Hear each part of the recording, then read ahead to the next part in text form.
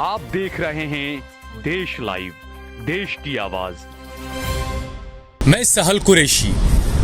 पिछले कुछ महीनों से सुप्रीम कोर्ट की तरफ से लगातार ये कहा जा रहा है कि जो हेट स्पीचेस है उस पर पाबंदी लगाई जानी चाहिए और जो सरकारें, राज्य सरकारें जो हेट स्पीचेस पर कार्रवाइयाँ नहीं करती है वो नपुंसक है, हिंजड़ी है। इसका मतलब ये कहा है सुप्रीम कोर्ट ने।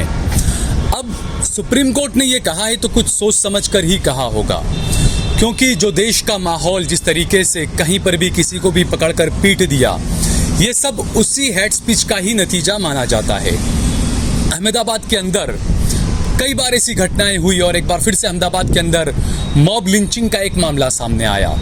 हालांकि जब मॉब लिंचिंग का एक थप्पा लगता है तो पुलिस और प्रशासन उसको धोने की कोशिश करती है कि इसको मॉब लिंचिंग न गिना जाए, लेकिन जब 10, 15, 20 लोग मिलकर 4-5 मुसलमान नौजवान लड़कों को अगर पकड़कर पीटते हैं तो उसे मॉब लिंचिंग ही कहा जाएगा। ईद के चौथे दिन माज, उमर और अनस और शम्स, ये 4 लड़के हैं और 2 की उम्र 15 साल, 18 साल, 20-22 साल ये उम्र है इनकी। 10वीं क्लास में पढ़ रहे हैं, फर्स्ट ईयर में पढ़ रहे हैं कॉलेज के। ईद के चौथे दिन ये गए न्यू अहमदाबाद, जो नया अहमदाबाद बनाया मोदी जी ने, क्योंकि अहमदाबाद के अंदर भी 2 अहमदाबाद बसते हैं, एक हम लोगों का अहमदाबाद, एक आप लोगों का अहमदाबाद, ये कह सकते हैं हम, या एक उन लोगों का अहमदाबाद। शुरुआत और झगड़े की जड़ यही है कि आप हमारे यहाँ पर क्यों आते हैं। ये चारों लड़कों को ईद के चौथे दिन जब ये लोग घूमने के लिए गए, क्योंकि अमूमन ईद पर छुट्टी होती है तो लोग जाते हैं घूमने के लिए, तो जब घूमने गए एसजी हाईवे के तरफ कुछ इलाके में और वहाँ से इन बच्चों ने देखा कि रात का वक्त है, कुछ खाना खाया जाए, तो इन्होंने अपने मोबाइल में सर्च किया कि करीब में मैकडोनल्ड कहाँ पर है, मैकडी कहाँ पर है। तो उन्हें बोपल आमली का कोई नज़र आया। ये वहाँ पर गए ऑनलाइन चेक करने के बाद, और वहाँ पर इसी हेट स्पीच का शिकार कुछ मेरे हिंदू भाई जो गलत ट्रैक पर जा रहे हैं, उन्होंने इनको अपना निशाना बनाया, इन्हें रोका, इन्हें बुरे तरीके से पीटा। और हैरानी की बात तो यह है कि इन्हें इतना पीटा गया, 15-20 लोगों ने मिलकर पीटा। ये लोग बार बार 2-3 बार इन्होंने 100 नंबर पर कॉल भी किया, लेकिन 100 नंबर से कोई आया नहीं और वहाँ से कॉल बैक भी नहीं आया। अमूमन ये होता है कि आप 100 नंबर पर कॉल करते हैं, या आवाज़ सही से नहीं आ पाया या कुछ चीज़ ऐसी हुई तो 100 नंबर से दोबारा आपको कॉल बैक आता है कि भाई क्या हुआ था, आपने 100 नंबर पर कॉल किया था, सब ठीक तो है। लेकिन इन लड़कों पर दोबारा कॉल भी नहीं आया। एक मरतबा इन्होंने 100 नंबर पर कॉल कर ये भी कहा पुलिस वालों से कि आप कब आएंगे, जब हमको ये लोग पीट कर मार डालेंगे उसके बाद आएंगे आप लोग। उसके बाद भी पुलिस नहीं आई और उसके बाद इनके फैमिली के लोग भी डरे हुए हैं। दूसरे दिन, घटना के दूसरे दिन, ये जो घटना है ये 26 तारीख की रात 12 बजे की घटना है, यानी 25 तारीख की रात 12 बजे की घटना है, 12 बजे 26 तारीख लग जाती है। दूसरे दिन इन लड़कों ने जाकर पुलिस के अंदर कोशिश की एफआईआर वगैरह करने की दोबारा। एसवीपी हॉस्पिटल में गए ये लोग, क्योंकि इन्हें मारा है। मैं अपने कैमरामैन से कहूँगा कि थोड़ा बताएं कि किस तरीके से इनको नाखून के निशान हैं। इसे घूमना भाई ज़रा, ये अपने कैमरामैन से कहूँगा कि ज़रा नाखून के निशान दिखाएं। ये मारा हुआ है पूरा निशान, और किसको और निशान माथा में। 1 मिनट, यहाँ पर तुम्हें गाल पर भी है। ये भी मैं कैमरामैन से कहूँगा ये भी ज़रा दिखाएं। देखिए मार के निशान है, सर में भी मारा है, आप लोगों को सर में भी मारा है, तो ये निशान है। और कमर में भी कुछ मारा गया है। कमर में कहाँ मारा है भाई, उतार के दिखाओ, कोई नहीं। ये ज़रा जूम करके देखें, नाखून के निशान यहाँ पर भी है पूरे। ये किस चीज़ से मारा है तुम्हें? ये सीढ़ी के वुडन स्टिक से, गन्ने, अच्छा वुडन गन्ने, हाँ, उससे गन्ने के। ये यहाँ पर भी है निशान, ये पूरा निशान है ये। तो ये जो बच्चों को मारा गया आप देखें, और देखिए ये हाथ पर भी, आप ये देखें, ये हाथ पर भी दिखाना, हाथ पर भी ये मारने का निशान है। अब जो हाथ में आया मारा, गन्ने से लेकर मारा, वुडन स्टिक से मारा, झाड़ू से मारा, और 10-15 लोग, तो इनका कहना ये है कि वहाँ पर कुछ लोग थे, उन्होंने और कहा कि और मारो क्योंकि मुसलमान हैं। अब जब एसवीपी हॉस्पिटल में गए, वहाँ से इन बच्चों ने दोबारा 100 नंबर पर कॉल लगाया दूसरे दिन और कहा कि हमारे साथ में ऐसी घटना हुई है। तो 100 नंबर पर से ये कहा गया कि नहीं, आपके साथ में घटना जहाँ पर हुई है वहाँ पर जाकर आप कंप्लेन दर्ज कराएं। हालांकि हॉस्पिटल की पर्ची आप स्क्रीन पर देख सकते हैं ये हॉस्पिटल की पर्ची है, इसमें तमाम चीज़ें लिखी गई है। बताया गया है कि नाखून के निशान हैं, वुडन स्टिक से मारने के निशान हैं, चेहरे पर, कमर पर, हाथ पर। ये मेडिकल के अंदर आई है ये तमाम चीज़ें। अब इन बच्चों से कहा गया है कि आप जाइए जहाँ पर आपको पीटा था वहीं पर पुलिस थाने में आप जाइए। बच्चों को जाने में डर लगता है कि दोबारा अगर किसी ने पिटाई कर दी तो। हम बात करेंगे इनसे, क्योंकि मैंने मोटा मोटा सब जो इन्होंने मुझे बताया मैंने बताया, इनसे खुद से हम बात करेंगे क्या क्या हुआ है वहाँ पर। सबसे ज़्यादा तुम्हें मारा है, हुआ क्या था वहाँ पर? हम मैकडोनल्ड्स में से खा कर बाहर निकले तो कुछ लड़का हमें पहले से ही देख रहे थे और इशारे कर रहे थे।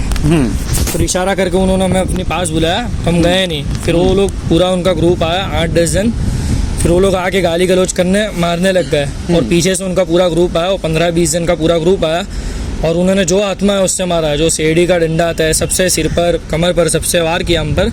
और उनका जो पूरा गांव था, पूरा जो इनका एरिया था, वो सब वहीं बोल रहे थे कि मारो इनको, इधर से ना जाने दो। फिर बच्चे कैसे आप लोग वहाँ से? हम लोग वहाँ से बाइक लेके निकले और सब लोग उधर ऐसा बाइक पर ही बैठे थे? हाँ, बाइक सब चीज़ें हुई तो आप भाग गए बाइक? हाँ, बाइक लेकर बाइक पे बाद में बैठे। फिर बहुत मारा हमारे को। फिर वो ऐसा बोल रहे हैं, बोला तुम लोग हमारे एरिया में दिखने नहीं चाहिए, तुम्हारे इधर नहीं आने का। उनके चेहरे वगैरह याद है आपको जिन लोगों ने चेहरे मारा वगैरह था? याद है और वहाँ सीसीटीवी कैमरे के फुटेज में भी आ जाएगा वो। अच्छा हाँ। ये सीसीटीवी फुटेज में भी आ जाएगा। अमूमन ये होता है कि पहले से सीसीटीवी फुटेज गायब भी कर दिए जाते हैं। हाँ, क्या हुआ था? क्या नाम है तुम्हारा? जी, मेरा नाम माज मलिक है। हम लोग मैकडी में खा रहे थे। मैं हैंड 100 नंबर पर कॉल किसके नंबर से किया था? जी, मेरे ही नंबर से किया अच्छा, था। कितने बजे की घटना है? कितने बजे कॉल किया था? मैंने 12-15 को कॉल किया था पुलिस वालों को कि हमारे साथ ऐसी घटना हुई है और हम ये स्थल पर है, भोपाल आमली मैकडोनल्ड्स के बाहर। मैंने उनको 2 बार बोला, 3 बार बोला। मैंने एक बार चीख कर भी बोला तो उन्होंने फिर फ़ोन को काट दिया। 100 नंबर पर फ़ोन काट दिया मेरा। फिर मैंने दूर जाकर कॉल किया कि हम लोग मर जाओगे, फिर आप लोग आओगे, फिर कुछ एक्शन लोगे। तो बोले हम लोग सेंटर पे बैठे हैं, हम लोग वहाँ पे नहीं होते जहाँ पे आपके साथ ये घटना हुई है। आपको वहाँ के पुलिस स्टेशन में कॉल करना पड़ेगा। अब हमें सब जगह के तो कॉल नंबर याद नहीं रहते। इंसान मार खाता रहे 100 नंबर पर भी आप कॉल मत करिए। आप पुलिस स्टेशन में जाइए मार खाते खाते, आप अगर बच जाते हैं तो। जी, अब हमको हर जगह के नंबर तो याद रखने आते नहीं है। तो मैंने उनको बोला कि आप खुद तो एक्शन ले सकते थे ना, कि एटलीस्ट आप लोग एक जीप भेज देते हमारे प्रोटेक्शन के लिए। हम लोग वहाँ पर से मैंने बाइक स्टार्ट करके, जो मेरे दोस्त है, भाईबंद है, मोहम्मद उमर, उन्हें मैंने बाइक पर बैठा के बाइक भगाई है। वो लोग कड़ा निकाल रहे थे, बेल्ट निकाल रहे थे, ईंट लेके आ रहे थे। मैंने देखा ये सब और मैं उनसे माफिया भी मांगता रहा कि भाई छोड़ दो, हम लोग हमसे अभी यहाँ पे नहीं आए। कुछ गलती की थी तुमने? जी, कुछ गलती नहीं की थी। फिर भी मैंने, क्योंकि वो लोग इस तरह मार रहे थे, डोर मार रहे थे मेरे दोस्त को, मोहम्मद उमर को। और मेरे साथ 18 ईयर्स के नीचे जो उमर, सॉरी 15 साल का अनस, उसको देखकर मैंने बोला अगर ये लोग कुछ उल्टा सीधा मार देगा हमको तो इन सब की जिम्मेदारी, क्योंकि इन सब में सबसे बड़ा मैं ही हूँ 22 ईयर का। तो मैंने उस घटना को लेकर फिर मैंने उनसे माफ़ी मांगी कि हमारी कुछ गलती नहीं, आप हमें मार क्यों रहे हो। मैंने उनसे माफ़ी भी मांगी। क्या बोल क्या रहे थे मारते वक्त वो लोग? कुछ भी नहीं, सिर्फ मैंने माफ़ी भी मांगी, फिर भी मुझे मारे जा रहे थे। पर मारने के लिए कुछ बोला होगा भाई क्या है? जैसे इसने बताया कि ये कहा गया कि हमारे इलाकों में मत आया करो आप। जी, कुछ नहीं, वो गाली गलौज करते रहे और मारते ही गए। अच्छा जी। दूसरा, आप जब एसवीपी हॉस्पिटल में गए जब मेडिकल करवाने के लिए, वहाँ से भी 100 नंबर पर कॉल किया, फिर क्या हुआ? जी, वो मैंने मेरे बड़े भाई अब्दुल रहमान ने किया था। उन्हें पता है क्या बात की थी उन्होंने। हमें आए तो नहीं ना 100 नंबर के बाद? 100 नंबर के बाद भी आए नहीं। अच्छा, क्या नाम है? अनस। कितनी उम्र है? 15। कौन सी क्लास में पढ़ते हो? 10th में। 10th क्लास में पढ़ते हो? अभी एग्जाम। अच्छा, तो आपको क्या हुआ? क्यों मारा? क्या हुआ था? अभी हम जैसे ही खा के बाहर निकले ना, तो वो पिल्ले से हमारे को घूर रहे थे। हम खा के बाहर निकले, मेरा भाई उमर है ना, उसके साथ हाथ चाले की। हमने उनको सॉरी बोला और फिर भी मतलब इसको मारते गए बिन फालतू का, मतलब हाथ चाले करते गए। इसने कुछ करा नहीं, मतलब कुछ भी यूँ करा नहीं, फिर भी मारते गए वो।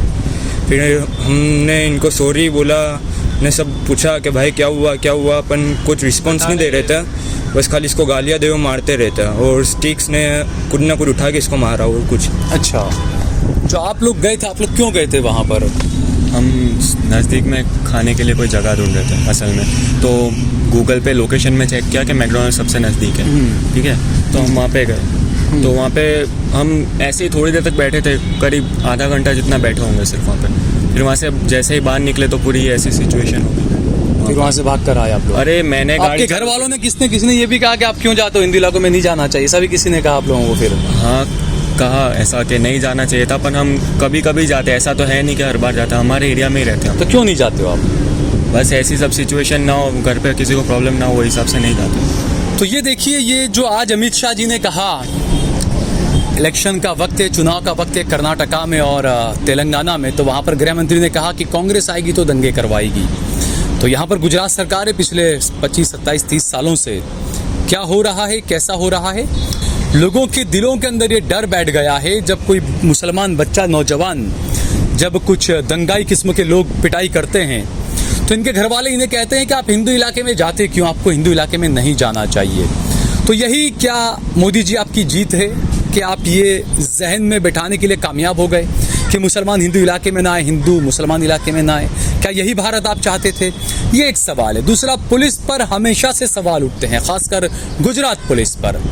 100 नंबर पर लगातार फ़ोन किया जाना, उसके बावजूद भी गाड़ी का नहीं आना, फ़ोन कट कर देना। लड़के ने कहा कि जब हमको मार डालेंगे तब आप आएंगे, उसके बाद ये कह रहे हैं कि 100 नंबर पर कॉल कट कर दिया गया। अभी इस आरोप में कितनी सच्चाई है, ये तो सिस्टम में सारी चीज़ें आ ही जाती है। वहाँ पर मैकडी के बाहर, मैकडी के अंदर, बाहर सड़क पर हर जगह सीसीटीवी फुटेज लगे हुए होंगे, सीसीटीवी कैमरे लगे हुए होंगे, वहाँ के फुटेज भी लिए जा सकते हैं। उसी जगह पर पहले भी 2 मुसलमान लड़के जो डिलीवरी बॉय थे उनकी पिटाई की गई थी। यानी इससे ये साफ है कि वहाँ बाहर कुछ ऐसे गुंडा किस्म के, दंगाई किस्म के लोग बैठते हैं जिनका कानूनी तौर पर इलाज किया जाना सही होगा। गृह मंत्री हर्ष संघवी को भी इस बारे में सोचना चाहिए और अब तक इस मामले में एफआईआर दर्ज नहीं कराई गई है। यह हैरानी की बात है कि मार खाने के बाद, मॉब लिंचिंग का शिकार होने के बाद मुसलमान लड़कों को एफआईआर करवाने के लिए भी दर दर भटकना पड़ता है। कोई मुस्लिम तंजीम आए, वो हमारे साथ चले, वो हमें एफआईआर करवाए। ये तमाम ये है गुजरात मॉडल। असल में इसको हम सबको देखने की ज़रूरत है। कानून किस तरीके से काम कर रहा है, सरकारें किस तरीके से काम कर रही है, किस तरीके से मॉब लिंचिंग के नाम पर 15 साल, 18 साल, 19 साल के मुस्लिम नौजवान लड़कों को निशाना बनाया जा रहा है। इसका सीधा जिम्मेदार आप चाहे किसे भी मानते हैं, लेकिन मैं उन्हीं को मानता हूं जो बीजेपी के सांसद खड़े होकर कहते हैं मुसलमानों का बहिष्कार करें, जो काजल हिंदुस्तानी जो कहती है मुसलमानों के खिलाफ जो तमाम चीज़ें, जो पुष्पेंद्र कुशरेट जो हिंदू युवा भाइयों को उकसाता है, ये उसी का नतीजा है कि देश के अंदर एक भाई को दूसरा भाई इस तरीके से मार रहा है।